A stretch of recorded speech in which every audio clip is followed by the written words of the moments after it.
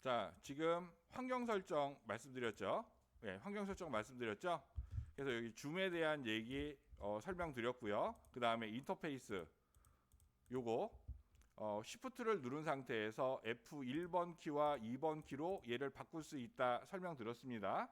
자, 그 다음에 여기 플로팅이라고 하는 것과 도킹이라고 하는 얘기가 있네요. 문서를 플로팅이다라고 하는 거는 물에 둥둥 떠 있는 거를 플로팅 상태라고 얘기하죠.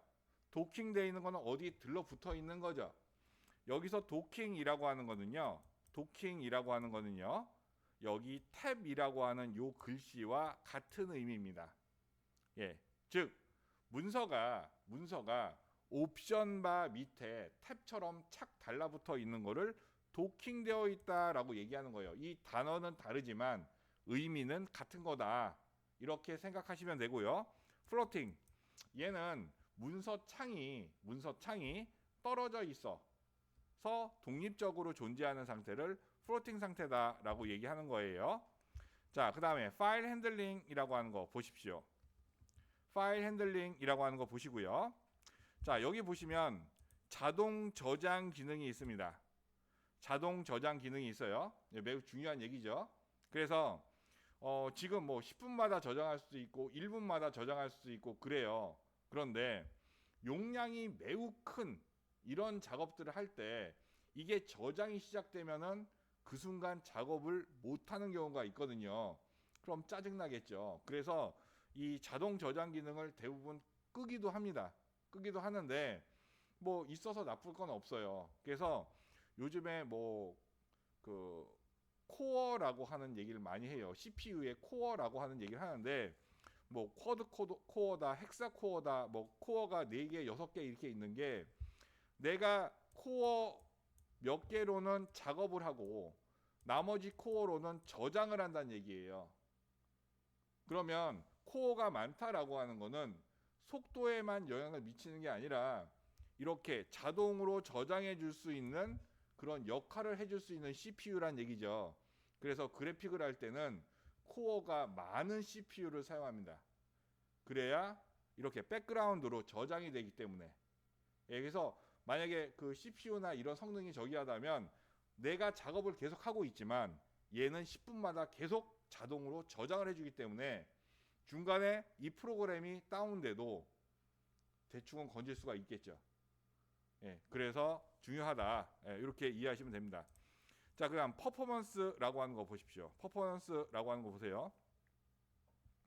자, 지금 여기서 포토샵이 지금 제가 건든 건 아닌데 8826 메가를 설정했어요. 60%라고 얘기하죠. 60%라고 얘기해요. 그러면 총 램이 이 정도가 14,000이 있는데 포토샵 하나에 8,000을 할당해 버리면 나머지는 프로그램 거의 안 쓰겠다는 얘기네요. 그러면은 나는 포토샵밖에 모르는 사람이네. 그러면 보통 일러, 그 다음에 뭐 포토, 인디 이 기본적으로 3개의 프로그램을 쓴다라고 하면 얘가 8기가를 잡아먹으면 83, 24 적어도 24기가를 여기다 꽂아야 된다는 얘기네요. 24기가를. 그렇죠? 근데 요즘 컴퓨터 24기가 꽂는 사람 많이 있어요? 많이 없죠. 그러면 내가 얘를 한 2000 정도 이렇게 설정을 했어요. 2기가죠. 그러면 포토 일러 인디 2기가 6기가 나오죠. 그럼 나머지 워드 안 켜요? 키겠죠. 계산기 안 켜요? 키겠죠. 그러면 나머지 한 2기가에서 대략 8기가 꽂아놓고 쓰는 거예요. 그게 제일 기본입니다. 그래서 램은 아무리 못해도 8기가 이상 돼야 된다라고 하는 거는 포토샵을 이 정도로 조절해 놨고 나머지하고 용량을 조절해서 쓰는 거예요. 예.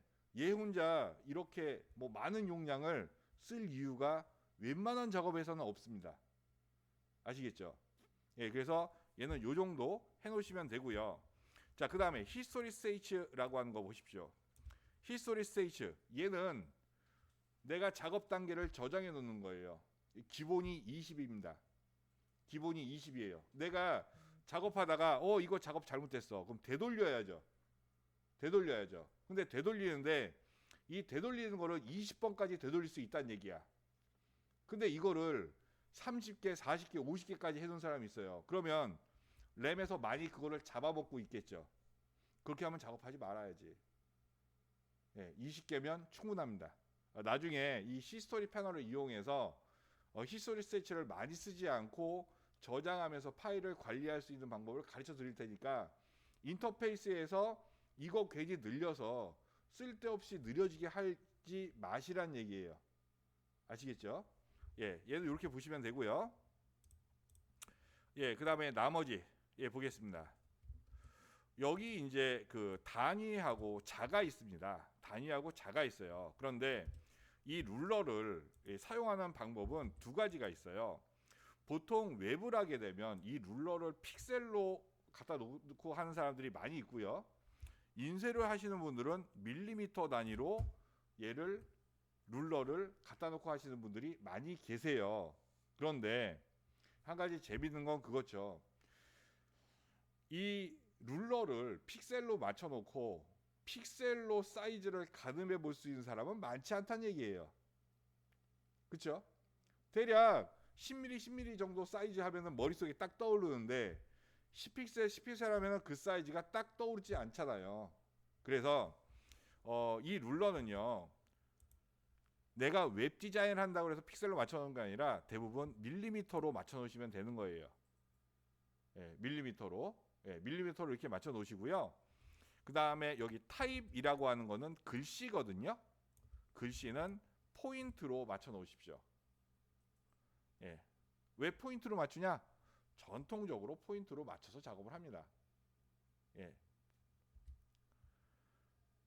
자, 그 다음에 가이드 앤 그리드라고 하는 거 보십시오. 가이드 앤 그리드라고 하는 거 보세요. 여기에 있는 이 가이드는요, 그냥 말 그대로 안내선입니다. 말 그대로 안내선입니다. 그 다음에 스마트 가이드, 매우 똑똑한 안내선이죠.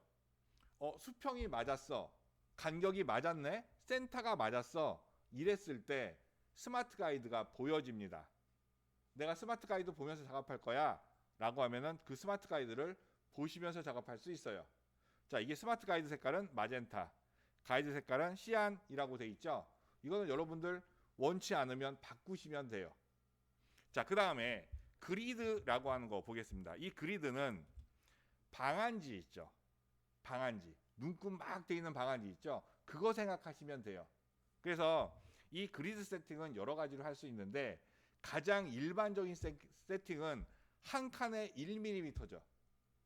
우리가 아까 룰러를 밀리미터로 세팅했죠.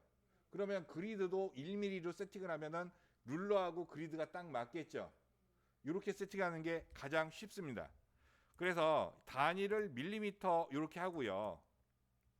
그 다음에 그리드 라인을 10mm마다 그리드 라인을 만들어줘, 이렇게 세팅을 합니다. 그 다음에 서브 디비전, 얘를 다시 10으로 나누면 한 칸은 1mm가 되는 거죠. 이 세팅 방법이 가장 일반적이야. 왜? 한 칸을 1mm로 정확하게 맞출 수 있으니까. 아시겠죠? 그래서 얘는 10에 10 요렇게, 그 다음에 단위는 밀리미터, 아까 룰러도 맞췄죠? 요 세팅이 가장 쉽습니다, 여러분들. 자, 요렇게 해서 보시면 되고요. 이렇게 해서 보시면 되고요. 그 다음에 요거 체크 풀어주세요. 서체의 이름을 영어로 보여줘 라고 하는 거예요. 근데 이건 영문 서체만 영어로 보면 되지 한글이 영어로 나오면 굉장히 짜증나겠죠. 그래서 얘는 풀어주시는 게 편합니다. 여기까지 됐으면 OK 누르시고요. OK 눌렀죠. 자, 그럼 환경 설정 세팅했어요. 그리고 자, 윈도우 워크스페이스라고 하는 데서 이 위치를 잡아줬죠. 그쵸? 자, 다시 에디트 클릭하시고요. 키보드 쇼컷이라고 하는 거 들어가십시오. 키보드 쇼컷, 에디트의 키보드 쇼컷 단축키입니다. 자, 여기에서 윈도우 워크스페이스 들어가십시오. 윈도우 워크스페이스 워크스페이스 찾으셨나요? 밑으로 쭉 내리면 있죠? 자, 이때 자, 윈도우 워크스페이스를 이렇게 보시면 아까 우리가 설정해 놓은 워크스페이스 밑에 아까 저장한 워크스페이스 이름이 있고요. 이 이름 밑으로 다시 조금 내려가시면 리셋이라고 붙어 있는 곳에 자기 이름이 있는 게 있습니다. 자, 요 라인을 봐서 지금 여기 쇼컷이라고 써 있죠. 여기와 여기가 만나는 이 지점을 클릭해 주시면 됩니다. 이렇게 클릭하면 빈 칸이 생기죠. 이때 왼손 컨트롤 알트 누르시고요.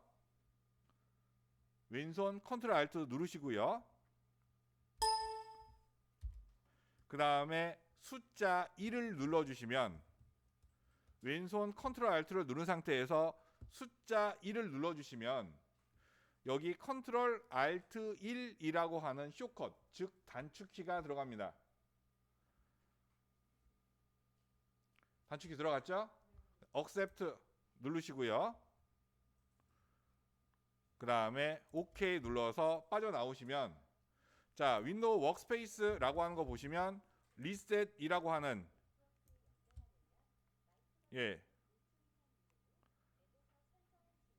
여기에 이렇게 단축키가 들어가 있는 걸 확인할 수가 있죠. 되셨죠? 자, 그러면 단축키가 들어가 있는 상태에서 다시 한번 윈도우 워크스페이스, 뉴 워크스페이스 들어가시고요. 지금 설정한 단축키와 메뉴 위치를 본인 이름 다시 써서 얘를 뒤집어 써야 됩니다. 자, 이렇게 해주면